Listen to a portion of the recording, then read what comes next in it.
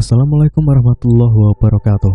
Kembali lagi di channel Mr. N bersama saya Sindung di sini akan melanjutkan part 2 dari part 1 sebelumnya. Untuk yang belum menonton part 1, silahkan kunjungi channel Mr. N dan langsung tonton. Tanpa berlama-lama lagi, kita masuk ke dalam cerita. Dusun Angker part 2. Teror nenek gondrong.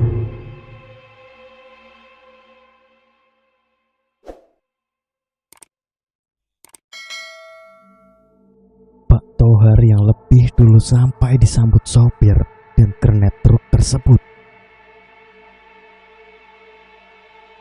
Wah, gagal menanjak ya.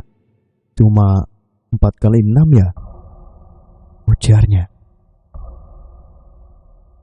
6x6 kok. Tapi saya tadi salah banting setir. Harusnya ke kanan, malah ke kiri, sahut si sopir yang masih berada di kabin. Sementara si kernet sedang berusaha menimbun lubang jejak ban truk dengan material seadanya, seperti batu ataupun kayu. Maghrib-maghrib begini mau mengangkut kayu, Mas? Tanya Pak Tohar. Biasalah Om, punya anak beranjak remaja, pengen dibelikan HP baru. Alasannya karena harus belajar secara online, karena belajar di sekolah sedang dilarang, sahut sopir truk. Oh iya, saya Arkin. Itu kernet saya namanya Cayut. Kami ini sejoli petualang jalanan ancur ini, lanjutnya. Hoi, sembarangan aja ganti nama orang. Panggil saja saya Jackson, Om, sahut si kernet yang baru selesai menimbun lubang bekas jejak truk. Arkim terkekeh sembari berusaha mengeluarkan kendaraannya dari jebakan tanjakan licin itu. Tidak bisa, ini terlalu dalam. Kayaknya kita harus menggali, ujar Pak Tohar. Waduh, mana gelap lagi, ujar Ahran seraya menyalakan senter HP-nya.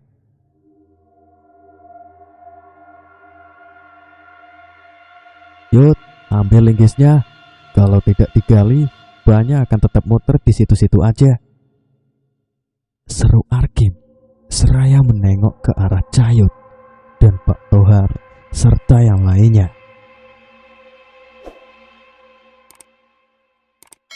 Mana linggisnya? Tanya Dani. Cayut kemudian menghampiri kabin truk dan mengambil linggis yang disimpan di bawah bangku tidur di belakang kursi utama. Ia selanjutnya memberikan linggis itu kepada Dani. Terima kasih mau membantu. Kita ganti-gantian saja menggalinya, ucapnya seraya merogoh sakunya, mengambil handphonenya. Selanjutnya Cayut menyoroti kolong truk bagian belakang, sementara Dani mulai menyingkirkan gundukan tanah yang menghambat ban hingga menjadi selip.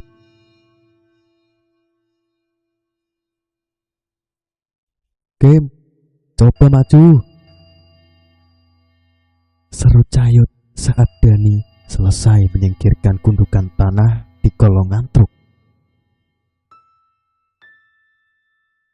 Truk itu mulai bergerak perlahan dengan suara derunya yang keras, pertanda jalur belum sepenuhnya dapat dilewati.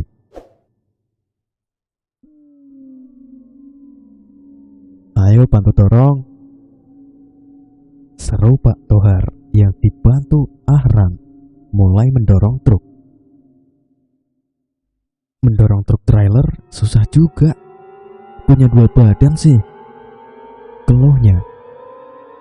Sementara Arkim yang sedang di balik roda kemudi mendadak tersentak saat melihat suatu sosok menyeramkan berdiri di antara sebatang pohon dan rumpun bambu. Itu adalah sosok yang sebelumnya mengganggu Ahran dan kawan-kawan. Yut, apaan itu? Pekiknya panik.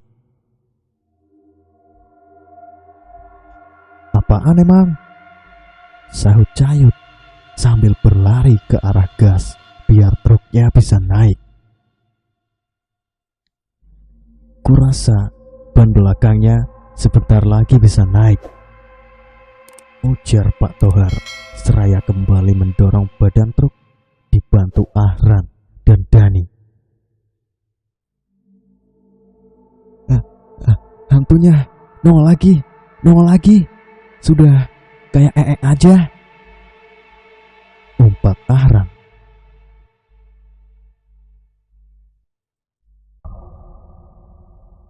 Penggemar tinja mengumpat. Ledek Dani seolah lupa bahwa mereka sedang diperhatikan sosok demit berambut mengembang itu.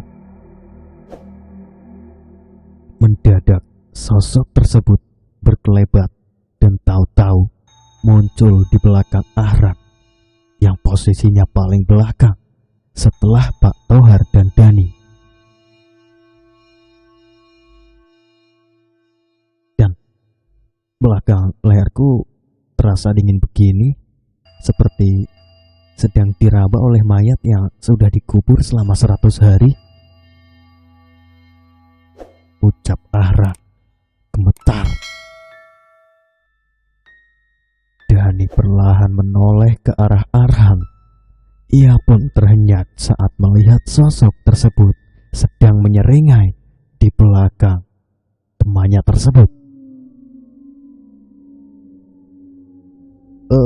Lain kali jaga bicaramu, atau dia mendatangimu seperti ini. Suara jeritan Ahran bergema di tempat tersebut, bahkan terdengar cukup jauh hingga ke depan suatu tumpukan batu berbentuk seperti sebuah gapura.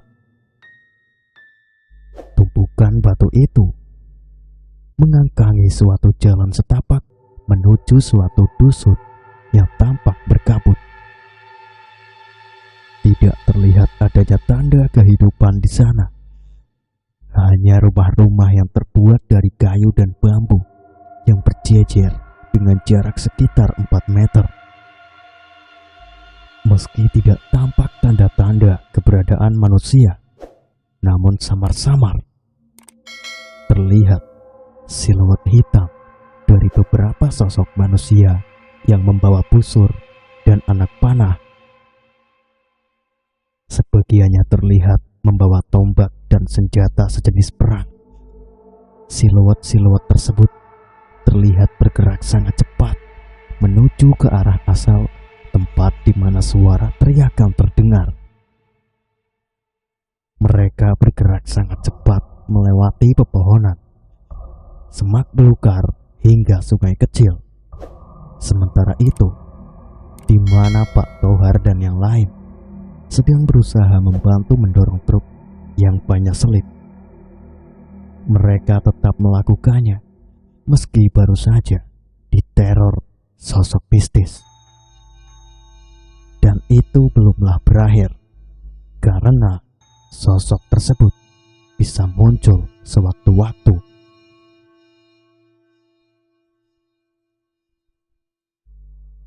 Hal itu karena setelah mengganggu Ahran, mendadak hantu itu menghilang. Namun, suara erangannya terdengar muncul di tempat itu. Padahal, sebelumnya sosok tersebut tidak mengeluarkan suara apapun. Setelah cukup lama berupaya, akhirnya truk berhasil naik. Sekarang giliran Pak Tohar menaikkan mobil mobilnya melalui tanjakan yang amat licin dan becek itu. Beruntung kita tidak perlu mendorong lagi.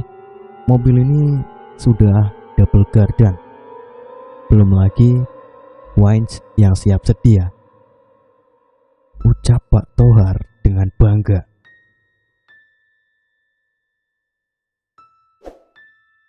Itu cukup melegakan. Tukas Dani yang kini duduk di bangku tengah bersama Aran. Kalian duduk berdua. Saya jadi merasa seperti menjadi sopir pribadi kalian saja, kata Pak Tohar sambil memperhatikan truk yang melaju di depannya. Lah, tidak usah protes, Pak. Saya duduk di belakang kan karena Aran diganggu terus sama nenek gondrong. Tukas Dani. Kacau dah.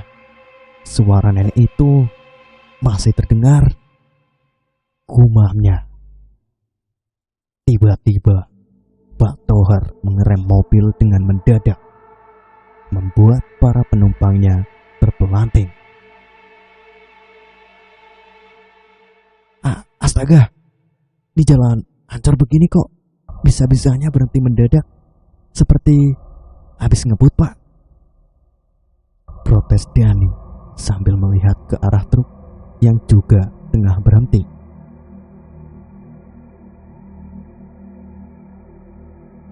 Ada apa, Per?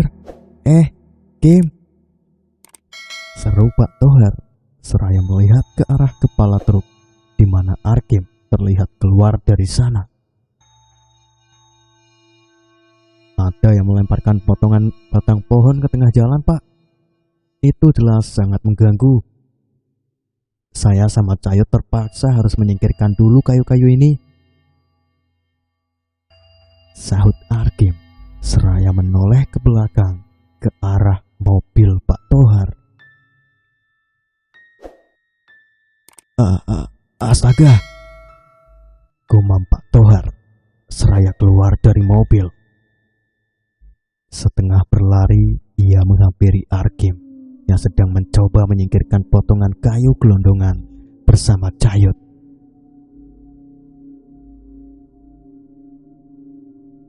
Kayu-kayu ini tiba-tiba saja berjatuhan seperti dilemparkan oleh orang, kata Arkim seraya mendorong potongan kayu gelondongan itu. Siapa itu? Cayut tiba-tiba berseru saat mendengar suara gemerisik dari sebelah kiri jalan yang berupa tebing pendek dengan pepohonan yang berjajar diselingi semak-semak. Apa mereka mengalaminya juga saat kemari sebelum menghilang? Gumam Arkim saat mengamati sebongkah potongan kayu gelondongan yang mirip dengan kayu yang dorong yang telah berada di pinggir jalan. Padahal ia dan Cayut baru sekali mendorong bongkahan-bongkahan kayu itu.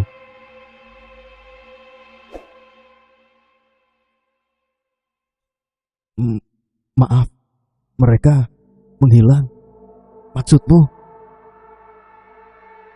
Pak Tohar terkejut saat mendengar ucapan Arkim barusan.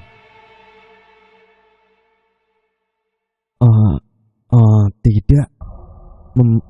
Maksud saya, rekan saya yang suka mengambil kayu yang lewat jalan ini, apakah pernah mengalami hal seperti ini?